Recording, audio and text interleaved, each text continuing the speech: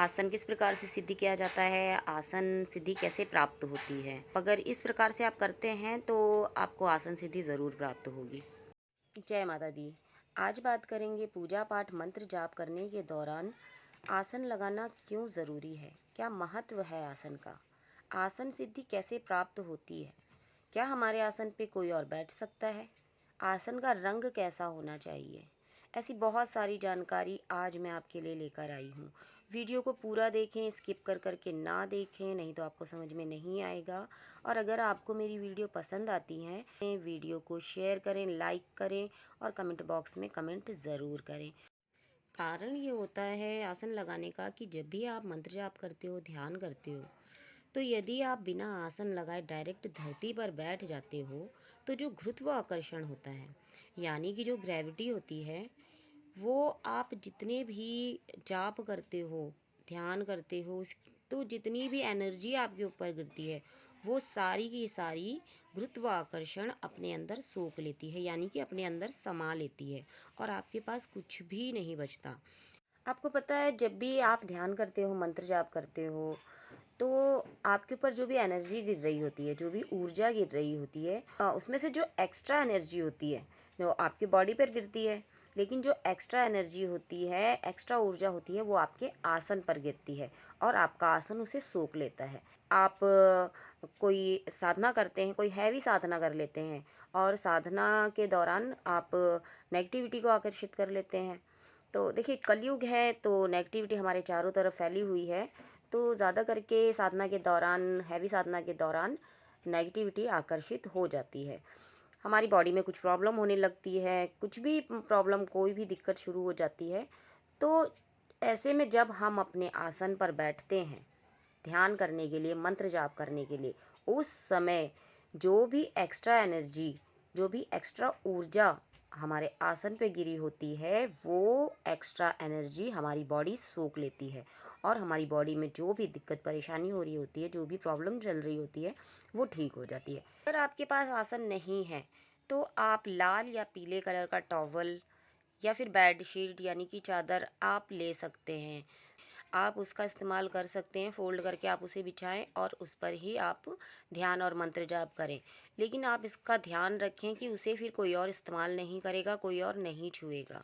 आपके आसन को किसी और को नहीं छूना चाहिए और ना ही आपके आसन पे कोई भी दूसरा व्यक्ति, चाहे वो आपकी माता हो, पिता हो, भाई हो, बहन हो, कोई भी हो, आपके आसन पे बैठकर कोई भी दूसरा व्यक्ति ध्यान या मंत्र जाप पूजा पाठ नहीं कर सकता है। ना ही किसी और को आपके आसन को छूना चाहिए। अब ऐसा क्यों है? क्योंकि देखिए जब भी हम मंत्र जाप या ध्यान करते हैं तो हम एक शक्ति से, एक एनर्जी से कनेक्ट होते हैं और हमारे ऊपर एक दिव्य ऊर्जा, एक दिव्य शक्ति की ऊर्जा हमारे शरीर पर गिरती है, जिससे कि हमें दैवीय कृपा प्राप्त होती है। लेकिन हमारे आसन पर जब भी कोई दूसरा व्यक्ति बैठ जाता है, हमें नहीं पता कि जो भी व्यक्ति, चाहे वो हमारे घर का हो या बाहर का हो, हमें नहीं पता कि किस व्यक्ति के साथ कैसी एनर्जी चल रही है। किसी के साथ एनर्जी पॉजिटिव होती है, किसी के साथ नेगेटिव होती है, तो हम नहीं जानते। आसन को जागृत करने के लिए आसन सिद्धि क्या होता है, मेरे एक व्यूवर्स का सवाल था कि वो जब भी ध्यान या मंत्र जाप करती हैं, ध्यान में बैठती हैं, तो उनके बैक में प्रॉब्लम हो जाती है, उन्हें पेन होने लगता है, वो ज़्यादा समय तक नहीं बैठ सकती। लेकिन उन्हें आसन सिद्ध करना है तो वो ज़्यादा समय तक बैठना चाहती हैं। तो क्या शरीर की पीड़ा को सहते हुए उनको लंबे समय तक जाप करना चाहिए, ध्यान करना चाहिए? तो देखिए आसन सिद्धि का मतलब ये नहीं होता कि आप अपने शरीर को पीड़ा देते हुए कई घंटों तक बैठें। आप देखिए जब स्टार्टिंग का दौर होता है तो आप ध्यान करने बैठते हैं, तो आप 5 मिनट, 10 मिनट, 15 मिनट आप स्टार्टिंग में बैठ पाते हो। ठीक है, ज़्यादा से ज़्यादा 10 मिनट। लेकिन धीरे-धीरे, धीरे-धीरे आपकी बॉडी को उसकी आदत होने लगती है। धीरे-धीरे आपका समय लंबा होने लगता है, आपका ऑरा बनने लगता है और धीरे-धीरे ये समय बढ़ता चला जाता है। 5 मिनट से 10 मिनट, 15 मिनट, फिर 30 मिनट, 1 घंटा, इस प्रकार से समय धीरे-धीरे बढ़ता है। लेकिन इसमें समय लगता है। आसन सिद्धि मिलना इतनी जल्दी नहीं हो पाता। नियम होता है आसन पर बैठ कर ध्यान लगाने का या जाप करने का कि आपको किस प्रकार से बैठना है। आप सिद्धासन में बैठते हैं या पद्मासन में बैठते हैं, आपकी रीढ़ की हड्डी बिल्कुल सीधी होनी चाहिए। आप रीढ़ की हड्डी को बिल्कुल सीधी करके बैठेंगे। अगर इस प्रकार से आसन सिद्धि, किस प्रकार से आसन सिद्धि मिलती है, आसन कब और कैसे सिद्ध किया जाता है, कैसे सिद्ध होता है, इसी बात को समझा रही हूँ मैं, ध्यान से समझिएगा। आप रीढ़ की हड्डी को बिल्कुल सीधा करके बैठेंगे।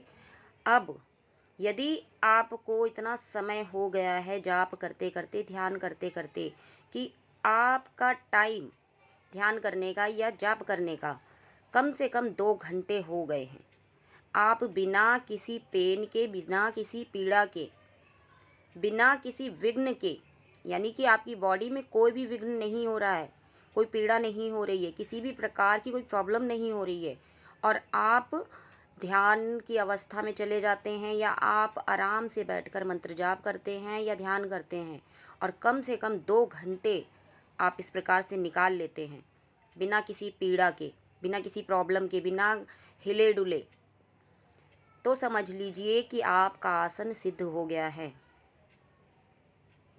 अब आपको आसन सिद्धि प्राप्त हो चुकी है। लेकिन कम से कम 2 घंटा इस प्रकार से जब आप करने लगते हो तब, तो आप इस बारे में मत सोचिए कि आप अपने शरीर को पीड़ा देते हुए आप 2-2.5 घंटे का समय निकालेंगे तो आपको आसन सिद्धि प्राप्त हो जाएगी। नहीं, आप ध्यान करने बैठे हो, आप आसन में बैठे हो, आप हिल रहे हो, आपकी कमर में दर्द हो रहा है, आपके बैक में दर्द हो रहा है, आप परेशान हो रहे हो, आप कभी इधर हिल रहे हो, उधर हिल रहे हो, आपको प्रॉब्लम हो रही है, लेकिन आप 2 से 2.5 घंटे का आपको बैठना है, तो आप समय निकाल रहे हो कि मुझे 2 घंटे बैठना है, तो इस प्रकार से नहीं होगा। तो आप समझ गए होंगे कि आसन किस प्रकार से सिद्धि किया जाता है, आसन सिद्धि कैसे प्राप्त होती है। मैं पूरी कोशिश कर रही हूँ कि मैं आपको समझा सकूँ और आपको कोई प्रॉब्लम ना हो, और आप अगर इस प्रकार से आप करते हैं तो आपको आसन सिद्धि ज़रूर प्राप्त होगी। तो आसन का बहुत ध्यान रखना है, मैं बार बार कह रही हूँ कि आपको आसन का बहुत ध्यान रखना है। आसन, अध्यात्म में आगे बढ़ने के लिए आसन बहुत महत्वपूर्ण है।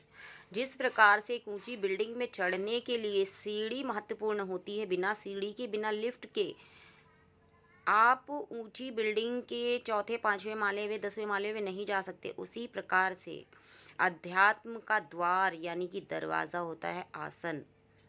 आसन को आपको बहुत ध्यान से रखना है, कोई इस्तेमाल ना करे, कोई छुए ना, और समय समय पर, जैसे आपने 2 महीने 4 महीने यूज़ कर लिया, क्योंकि आसन ज़्यादा इस्तेमाल नहीं किया जाता है, नहीं होता है, तो इसलिए वो गंदा भी जल्दी नहीं होता। लेकिन अगर आपको लगता है कि आसन गंदा हो गया है तो आप उसे वॉश कर लें, लेकिन किसी कपड़े के साथ वॉश ना करें, आप अलग करें।